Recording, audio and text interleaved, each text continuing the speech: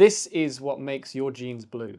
In my hand, I have genuine natural indigo. Although our denim and all indigo garments are indigo dyed, indigo is not a dye. It is a pigment that is contained within the leaves of the indigofera plant. Indigo is extracted from the leaves by crushing them, making them into a pulp, and then straining off all the excess, so you're left with this very deep, rich indigo pigment. When you buy natural indigo, it comes in what's called an indigo cake, which is kind of like a brick of pure indigo pigment. This stuff is very, very, very finely ground. It kind of smells a little bit swampy. It's a fermented product. That's how the pigment is extracted from the leaves in the first place. Indigo in its natural pigment state is bonded with oxygen and it will not dye the fabric. It might stain it, but it won't last forever. And in order to become a soluble dye, it must be submerged in a vat, devoid of oxygen and of high alkalinity. Fibers or yarns can be gently submerged into the indigo vat for about 2 minutes. As they come out of the vat, the fabric will slowly turn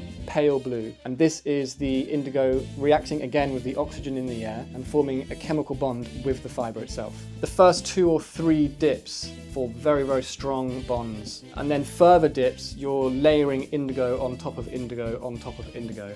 It's kind of like a tower of Jenga, and at the very top, the indigo molecules are kind of bonded to nothing. That's why when you get to jeans dyed this dark with indigo, they will fade quite quickly.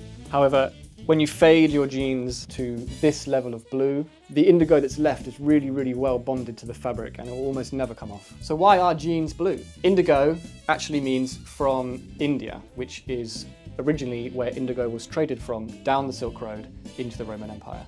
By colonial times, you had the British in the east and then you had the colonies in the west producing indigo by the metric ton and shipping it back into Europe. They did this by cultivating a derivative form of indigo, which is not indigofera, but had just as much colouring power. Early adopters of this new indigo were Genoa in Italy and Nîmes in France. Jean comes from Genoa and denim comes from denim.